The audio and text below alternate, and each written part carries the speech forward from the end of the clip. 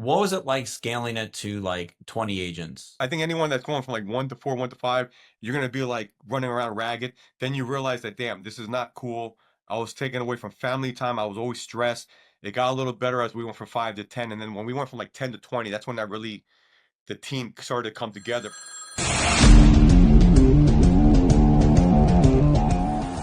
So I want to get back to kind of how you are scaling, the home, home direct as well as solar direct marketing. Can you tell a little bit more about, when you first started the business, right? A handful of agents. What was it like scaling it to like 20 agents? Like, how hard was that? Like, was that a difficult milestone to actually achieve?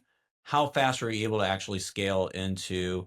And if you can't speak specifically to home direct, because it could have been numerous years ago, but in this business in general, how hard is it to scale your agent count from 10 to 20 agents, 20 to 50, et cetera, et cetera?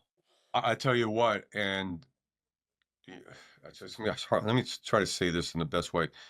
When I'm face to face with people, I'm not trying to brag. I'm freaking dynamite. People run through walls with me, right? You pull me like when I was in call centers, any environment, yeah, I'm just able to get people to do things right. And I struggle with the virtual model, and Yeah. it's a new reality. It is what it is, and I think that we would have been a lot further, or we'd be a lot further than we were if we had people all in one location. But it's hard, right? It really is because we already have. I mean, we have the team members that we have right now on the core team, on the Connection Holdings core team. I mean, I love all of them. They're all great, but they're all over the place. I have my right hand, Amanda, my chief of staff. I couldn't live without her. She's in South Carolina. We had a call center in South Carolina. She worked with me at one of my consulting jobs 10 years ago. She's been with me like 13 years. Like I need her. She knows me. She knows how I operate. If I say something that someone interprets one way, she knows what I really mean, right? Like she gets me like that. And then we have a great tech guy in North Carolina. I got people in Las Vegas. So it, right now it's pretty good with the virtual team. But when we were scaling, when we were growing like we did in 2021, 2022, it was tough. There were a lot of mistakes that were being made. And I feel like if we were all in one house, and we would have caught these things a lot quicker, right? So I've always had this dream, and we have a call center in Colombia. That's a little bit of a different story. I'm not there day to day, but when I'm there, we have better weeks. But the bottom line is that I always toy with this idea of even in Miami building a team out there. But I, I'm at this point where I'm never around. It's like as much as I fantasize and say, "Oh, that it would work out." I'm not there enough. I mean, the most I'm in at home is like a week at a time, a week stretch, right? And I have kids, and I take them to jujitsu. I do this or that. So when that was going on, I just had one child, right? And then I now have three kids, right? And there's a lot more responsibilities going on. So for me, it was tough to grow a virtual team, but now it's a lot easier because I have the core team, and I think that with a virtual team, the key is you want to accountability. You want to hold people accountable fast, and then you want to fail fast, scale fast, kind of thing. If they're not working out, give them like 30 days, 60 days, and like boom. There's people that we let them stay way too long, right? And they want to stay in a year and a half. And it has nothing against them. It may have been just a wrong fit, or it could have been communication. I wasn't the best communicator at times. I'm running around all over the place, and there's times I didn't communicate properly, right? So I think for me, I struggled with that, and I think the key to that growing virtually is having the right people that can kind of run the company for you. With again, I can travel all over the world. I know Amanda's got my back, and I put her in that role like a year and a half ago. I should have done that sooner. I had her running our call center in South Carolina, and I was struggling with the right hand person, getting the right person. I went through three or four of them, and I said to her, "You know what? I think you're what I need." And she was nervous. She was like, "Listen, I don't want to let you down." I'm like, "No, I think you get me. You've been with me for 10 years."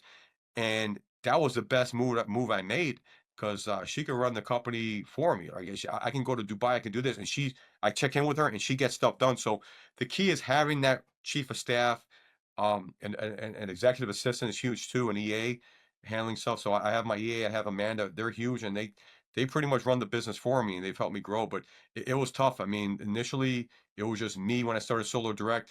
Then I had someone named Tom who became my he was like my affiliate manager, but he became the tech guy. He was wearing like 5 hats at once. Then I got a bookkeeper who's still the guy's still with us. He's our controller now. I had my wife working with me. She was like my right hand because I could trust her, you know? So it was like a like a what do you call, like a Mom and uh, pop shop. yeah, of just yeah, like just 3 of us, That's figuring funny. stuff out and making a lot of mistakes and making a lot of costly mistakes. I think I made $10,000 in a day, and then it turned out we actually lost money because these guys were running around with our rabbits with their heads off. And then I'm like, man, we have the wrong software. What the hell? We're saving money on the front end, but we're losing money on the back end because it's not delivering leads that we pay for. Like we lost so much money running stupid, running ragged, right? But then you get to the point that you're going through so much freaking pain. You're like, I need to fix this. I need to get the right people. Yeah. I need to, get Tom some help. Don't have him doing 5 things. Have him focus on one thing. Put him in the lane, right? So that was my biggest issue, is that we're stretched too thin, and I was doing a million things. I'd go to bed at 2 in the morning, wake up at 7, and do it all over again, like a crazy man, right? So that was the problem. So that was like from 1 to 5. That was the issue. Then we got to around 8. It got a little bit better. Then when I merged, what made it better was that now we had Emily, who was Ed's right hand. Like my Amanda was Emily, and my Emily was amazing. She came in and she started systematizing things. She would find holes. She's good at poking holes and finding issues before. Like I always believe in being proactive, being bulletproof. I would say, hey, where are we exposed here? Let's fix that. So she's with us to this day, which is great. So we started getting some A players that were fixing our holes. And then that merger was good for me because we had Emily, we got Keegan on the tech side, who's managing affiliates too with us right now. So I inherited some really good players that were able to help us grow. So the merger was beneficial in that sense. And now I had a bigger supporting cast. And then we got a little bit too big. We hired too many people in 2022, and we got a little too heavy, right? Where that was hurting our EBITDA. So I had to fix that in 2023, especially as our valuation got lower, got reduced significantly. So I have to make those moves. So, that's when we probably had 50, 60 people on the team, and our revenue was never higher, but our profitability was getting crushed. Yeah. So I Yeah. had to fix that, right? So it'd be like running around ragged. Then you realize that, damn, this is not cool. I was taken away from family time. I was always stressed.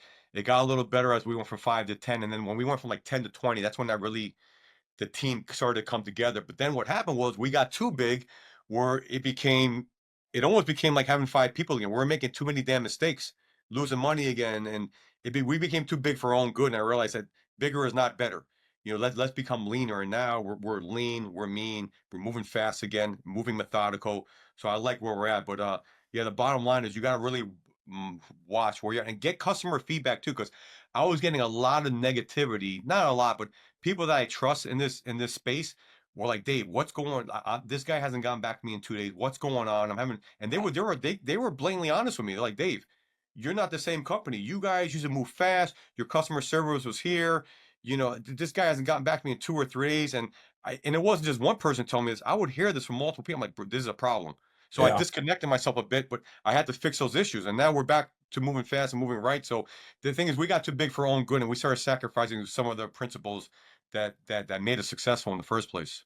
Yeah. And it's interesting, like when you hear feedback like that, like it's our human nature to hear like the negative aspect to it, but that's like a signal to as advice, right? Like, hey, like your customer service is not that good, or this, like it's if we as people like kind of like take that negativity as more of like, hey, this is an advice to help you improve something, you could probably like turn the negative into a positive and actually create a better value prop for your customers, right? Like you would have been able to pivot faster based on what these customers are telling you. Yeah, and then the good thing is that these were people that I trusted and I knew, Yeah, and they weren't saying they were doing this. They genuinely wanted to help me. They're like, Dave, totally. we know you're busting your ass, and these guys are fellow entrepreneurs, and it's good to get that advice or hear that unsolicited feedback. And I saw it with my own eyes. We would spot check. I'm like, what's going on here? Right? We'd have people working multiple jobs, and getting paid full time, good salaries with us, and that's what essentially was happening. You'd have these people. That's like I forgot what they call that trend that had started a couple of years ago, and, that was one of the reasons why our clients weren't being handled properly, but Oh, when which like you affected our have ability to scale.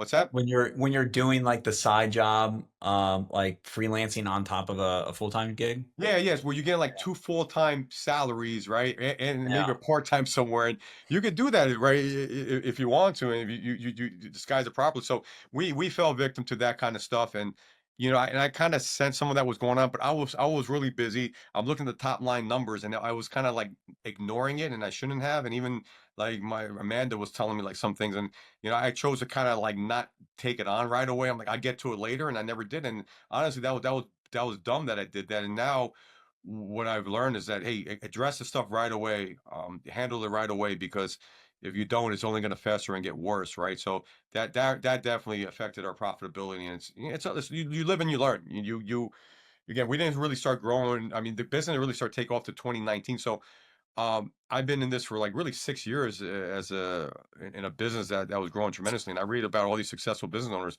They didn't really hit their stride till after 10, 15 years, right? So I hear that and I'm like, okay, good. This is part of the process. So as long as Yeah. you learn from that, then that makes me excited, because I feel like, now that I've got those battle scars, man, I'm not going to make those. There'll probably be other mistakes, but I'll be quicker to react to those and be more proactive. What do you think was the most costly mistake or costly, yeah, I guess mistake that you made with the company? Well, you know what? My first, there's probably a lot of them, but we're talking about the acquisition. So we ranked in 2021. We hit the Inc. 500 list, 5,000 list for the first time. Right? Solar Direct ranked 250.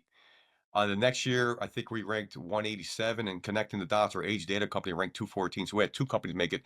That that was great publicity for us. We got a lot of people hitting us up to try to buy us out, and it started to hit off in like mid 2022. At first, I brushed those things aside, but when I have one of our competitors who ranked 232 that year, the Solar Legion. We did about the same amount of numbers. Like he ranked 232, we ranked 250. We were right there.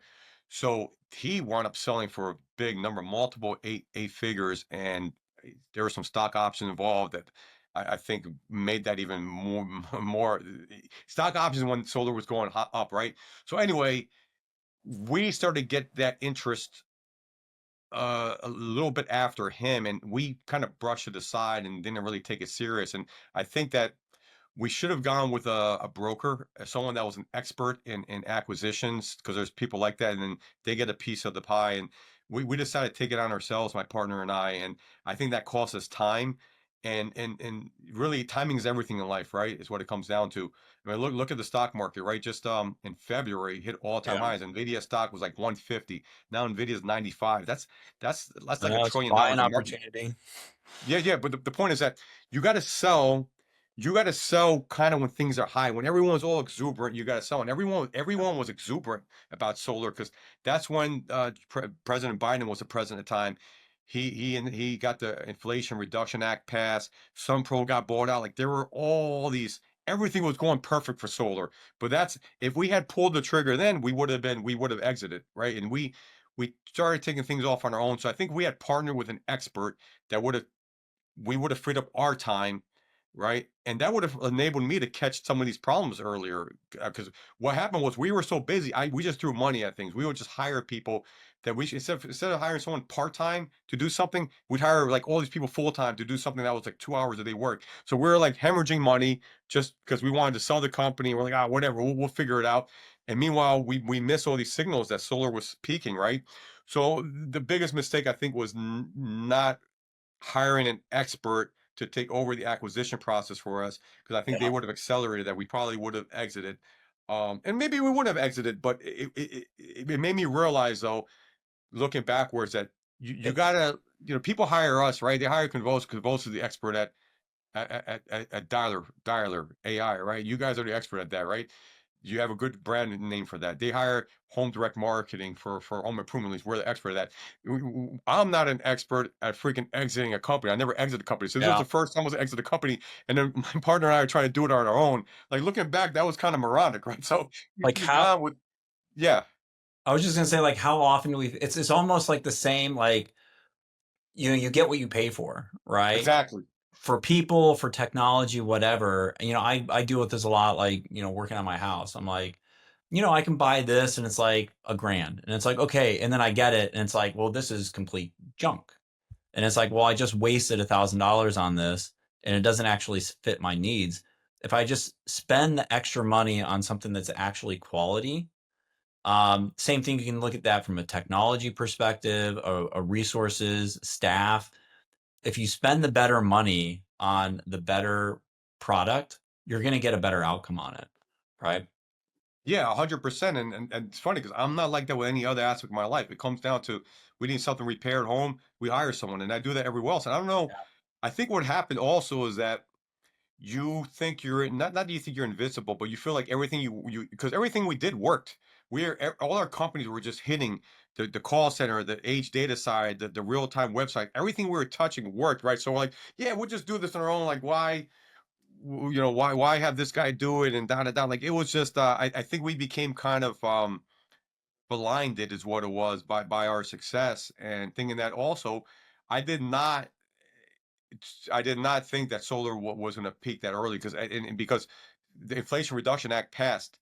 So it was I think it was September, August 2022, right?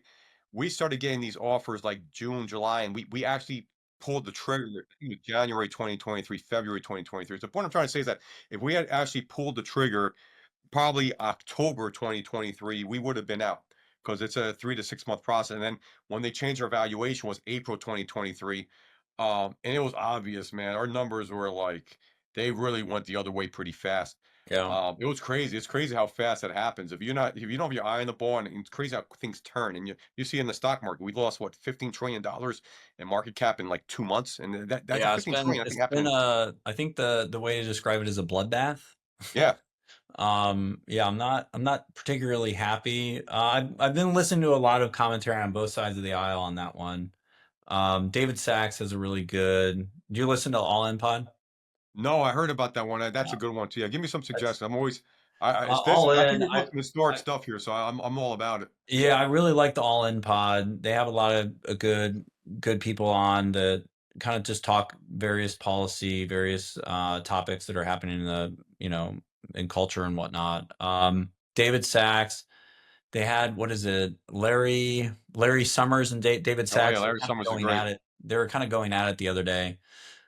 I mean, I think there's fair arguments on both sides. What's happening now, I think there's a lot to do with that I'm not necessarily skilled at talking about.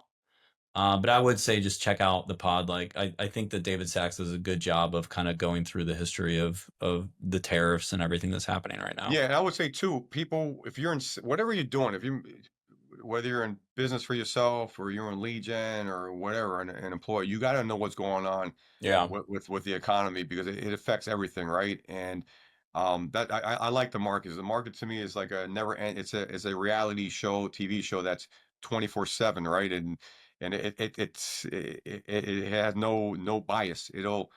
It moves to his own, marches to his own drum, right? So you can't get emotionally tied one way or the other. So it's something that I enjoy. I think I got that going to NYU during the dot-com bubble. It was fascinating.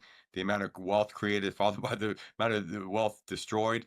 So I feel like you got to be ahead of the curve there. And it also helps you uncover what's next, where money's flowing to. So if you want to invest in a new business or you want to, I mean, look at AI, right? The people that got into these AI stocks a couple of years ago, they crushed it, right? And to me, I love it, and it helps you identify those trends. I think till the day I die, I'm going to be trying to identify what's the next trend and what's the next hot market, right? So it's something that I love, and it dovetails with internet marketing. It dovetails with sales because at the end of the day, people, no matter what happens with AI, people are always going to sell, and you could program your AI to sell for you, right? So I feel like that's why I enjoyed it. It's a game at the end of the day, and I feel like I've made some good decisions the last year with these markets. I got into gold early Yeah. uh, I because of these started things. buying gold today, actually. Yeah, you did. Kind of late I on it, actually but I bought puts yesterday. I'm actually betting it's yeah. going to go down now. I, No, I I, think it's going to keep. I I think there's two things that are happening. One, I think gold's going to go up for a while, for a little bit longer, for sure, because there's so much uncertainty with these tariffs and whatnot. And then I think that in like 5 years, we're going to be looking at this time of like, why did I not buy more stock? yeah, I Like I think think like there's gonna be five winners and years from losers now. like anything else. Yeah. Yeah, in 5 years from now, people are going to be looking back like, why? This is the like I always so when I started my career, I started working at a company, not starting. I started my job or my work at an agency in Ohio, and I moved out to Seattle. And I started working for a company called Avenue A Razorfish. Avenue A Razorfish got purchased by Quantive that Yeah, their eventually, stock symbol was RAZF. I remember yeah, that. yeah, Yeah, yeah, and they got purchased by Microsoft. And I yeah. was able to buy in at Microsoft, employee stock purchasing plan. And this is when Ballmer was the CEO. And everyone's like hammering Ballmer, he's horrible, blah, blah, blah. I was buying Microsoft shares at $20, right? For me, like, there's no way I would have been able to afford it any other way, right? Now you look at it, and it's like a $400, or it was a Yeah. $400 share stock. And it's like, he was the best CEO for me. Like, I have a huge, position on Microsoft now. I would never have been able to do that if it wasn't for, the lower rate of Microsoft at the time. Oh yeah, I remember it was in the mid 20s. I mean, yeah, probably did go to low 20s. I remember Yeah. 25, 26. I wish I bought it. I had a buddy that bought it. But yeah, there's gonna be winners and losers, and that's why if you're ahead of what's going on. I do think solar stocks have gotten crushed. I think that pretty soon you have some good buys there. I actually have a solar battery play. We have our connection owners. We have the distribution for a battery that competes with Tesla. It's got some AI component to it as well, and Uh-oh. I'm pumped about that. We were just a solar con. That's what we were promoting that there. You're going to see us put a lot more press about that. They did a press release, and we're in it. But when I was at SolarCon, they were talking about there was a big lobbyist. She was phenomenal. I'm glad they got her on stage talking about if you're in this industry, you have to you have to let your voice be known. You have to sign this petition, do this, do that. So that was awesome. But anyway, she was going about this over the stats, and residential solar took a big decline. Commercial solar actually went up, and then what the biggest bright spot was energy storage, the solar batteries. So that's what we're in right now with this battery. That made me super confident because that's how we're going to leverage our solar connections with his battery. They're all selling they're selling some battery. They're selling either Tesla or Enphase or Franklin, right? So I have these connections. I say, hey, you put ours in the ring out there. And then now with this political stuff, half the country doesn't like Elon Musk, maybe more. So hey, we're the anti-Musk. You don't like him, but use our battery, right? So it's the timing is good for us. So the point is that I feel like we're gonna catch a wave here, and that makes me want to focus my time more on promoting that, of the time that I have in a day, X amount goes towards the lead gen companies, X amount goes towards this, X amount goes towards that. So that makes me want to allocate more time towards this because I feel like we have good timing here. Everything is timing, like I said before. So Totally. I think that we can really push the heck out of this battery and create some value for our clients and our partners and really resident people who have solar on their homes and will need battery backup. Yeah, I'll have to, if we ever meet up face to face or at another time, I'll have to tell you a funny story I have with Tesla, the Tesla stuff. Okay. But I have a couple more questions for you. So this is kind of a transitional question, like, what is your Goliath, right? Like, what is the biggest challenge or goal that you're still striving to overcome, within your business? Yeah, that's a great question. And Because you're David, right? You're David, y- and there's Goliath. yeah, yeah. I think for me, I'll tell you a story. This goes back to the acquisition, right? And being that close. When that went down, I'm like, this isn't gonna happen. Who the hell's this started as a side hustle? Who's gonna buy us out? And then like when we signed the paperwork and we see the numbers and we see all this and they're going through our financials and this and that, and we're in it like, wow, this is really happening, right? So getting that close and then that happening left a thirst in my mouth, made me hungry to get that done. And I went to a mastermind in Miami, maybe a little bit over a year ago. The gentleman named Eric Spofford. He made a lot of money in drug rehab centers, and he does a lot of Section 8 housing now. So anyway, he twice had the opportunity to sell his drug rehab facility in the Northeast for $45 million, and crazy chain of events happened. How our valuation went down because of economic factors and market dynamics. He had some like not self-inflicted. It wasn't his fault. He had some people on his team. I forgot the second time, but the first time, what happened was a CFO who had been sober for like 7 years went on some bender, and this was in the news. I don't know, some crazy stuff happened, man, that you can't make up. It was a PR nightmare. So obviously these people weren't going to buy his company anymore. I think there was some political. I think somehow, I think it was Trump's. Somehow Trump was involved, and like someone that knew Trump was It's going to involved. be Trump. It doesn't even matter. Just it's going to have to Yeah, be. no, so no, but it was. I think that someone that associate was going to be part of the buyout. Like we can have this in our name. We're done. F screw you, right? So he was like, damn, I was right there the day we're gonna sign or whatever. This guy goes on a freaking bender, and then like he builds a company back up. A year later, something similar happens. Like some other thing happened. I don't remember what it was, some scandal thing that wasn't this guy's fault. So twice he got kicked in the gut, and I said to him, I remember asking him a question. I'm like, "How did you deal with that?" He said, "Listen, I just had to get back up and go and sell. Our revenue went down 50%. I had to go work on Christmas, do this, go to these hospitals, recruit, da da da, build this thing back up." 3 years later, after that, he wound up selling the company for $115 million. That's Right? amazing. So the bottom line is that was like a blessing in disguise, right? He was able to overcome twice that adversity. So hearing that pumps me up because I feel like, truthfully, they made a good decision not purchasing us. I wouldn't have done it either, because we were most of our revenue was coming from solar. It was a dying industry, right?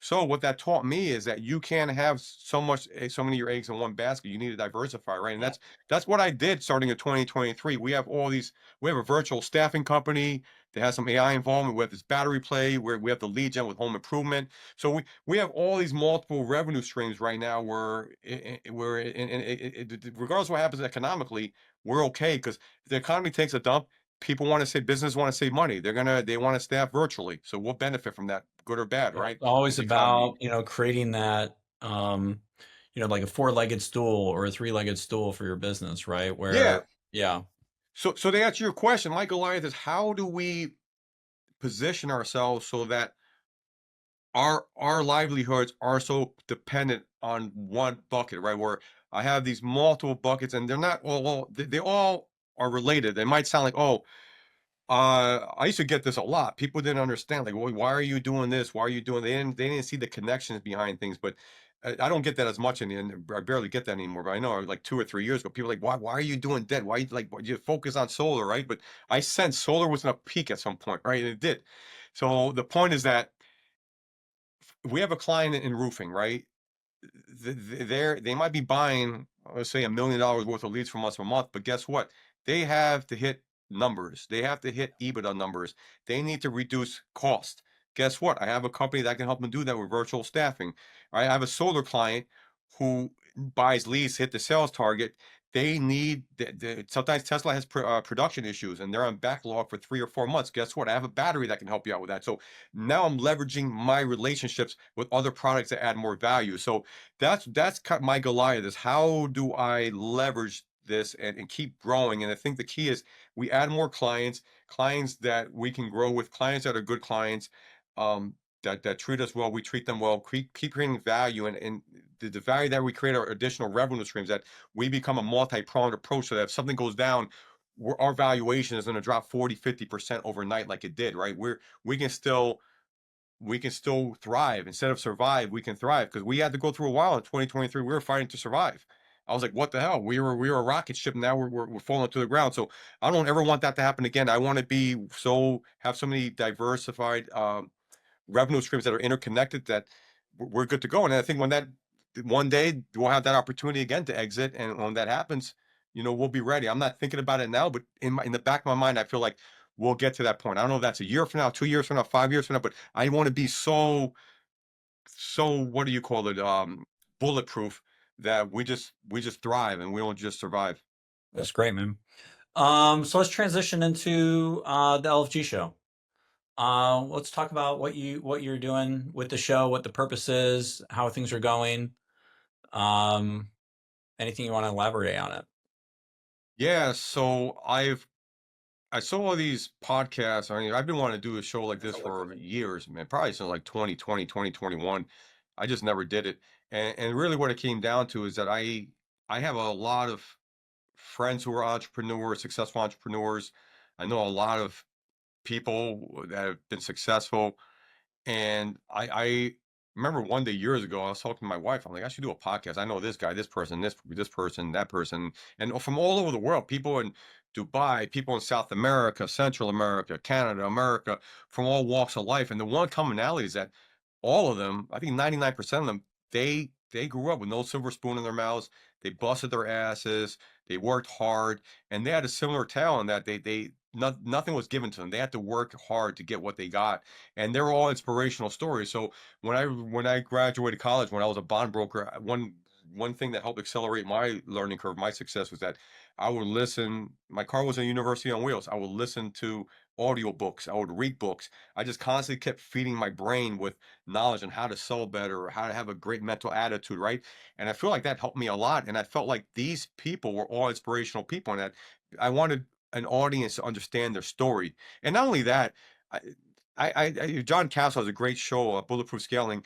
I I would hang out with him. He had a YouTube channel since like 2018, 2019, and he had a camera. His cameraman, Joel, producer of his show, great guy, Joel Flores.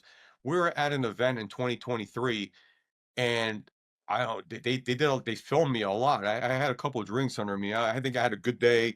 We hit some numbers, and I was pumped up.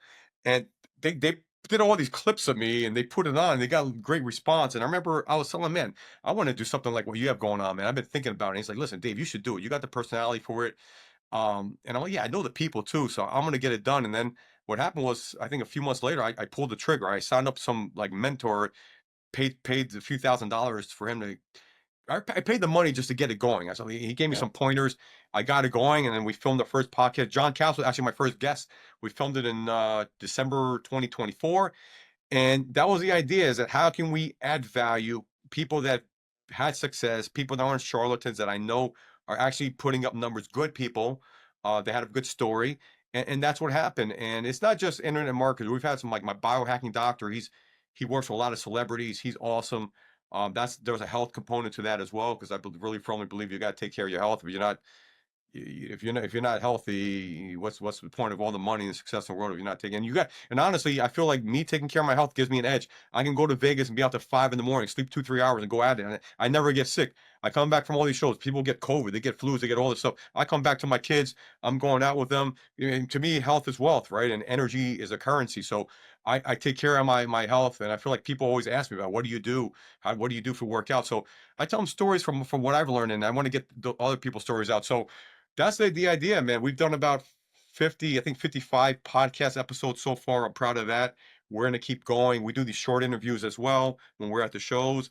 And this year in particular, I want to do more. I want to get more like sales people on there, hardcore sales people. I live in Miami. There's a lot of those. I want to get stock traders on there, crypto traders, because at the end of the day, we're all looking to make money, whether it's with sales or some make other income streams, and stuff that I'm passionate about, right? So and it's been good for branding. I go to these shows and I'm like a walking billboard. A lot of people know who I am, and I get really nice compliments from them and hear nice things. And it's gotten us business. I've gotten some media buyers we've done some good Vine with. I've gotten advertisers from the show, and it's really helped make me a brand. I had pretty good brand recognition, I think, prior to this show, but I feel like it's taken it to a whole nother level. And we're not going to stop, man. We're going to keep doing what we're doing. And then, we travel around the world. We're in Dubai filming. We're in Colombia filming. We're in Dubai. Puerto Rico, Dominican Republic. We're all over. So I think that's kind of aspirational. People, they get to follow me on my journeys. It's Yeah, pretty no, it's fun. great. It's great. I Yeah. mean, that on top of that, but just the interviewing, the process you have with it,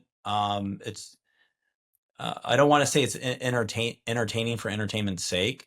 It's entertaining for the purpose of, like, I do feel like I'm learning something from the episodes that I watch. Um, I remember you had a media buyer on an episode probably a few months ago. No, this was probably last year, and she was kind of talking through, like, setting up all these experiments and just testing different messages and having like thousands of different creative like in the market. And I was like, like, that's such a good point. Like, so I do demand gen here at Convoso, and it's like, I want to put as many different messages in the market and just see what people are responding to. And once they start responding to this one message, it's like, okay, great. How can we double down on this one a little bit more? Put different expressions in to see how that continues to get the ball rolling, and it just works so much better, right? Like, continuing to test, continuing to, like, treat your advertising channels as ways to just start conversations with people, right? 100%. And it definitely works from just generating that initial inquiry, like, oh, they're doing something interesting here. This creative is always fresh. It's fun. It's entertaining. I just want to find out more of what they're doing. And, we see it in our numbers. Like our numbers are through the roof in terms of how we're able to drive demand now. So yeah, so I just wanted to say, again, I think you're doing amazing work on it. It's really good content, and anyone who's listening to this, I definitely would say subscribe to your show, and hit that like button. Yeah, So, 100%. so David, thank you so much for the time today. I think this was a great episode. I appreciate all of your insights and your story. Congratulations again to all your success, and keep me posted on your Goliath, on your exit, and I'd love to follow up with you later in the years and hear how things are going. Yeah, So absolutely. Thank you for having me on here. This was fun. I had a lot of fun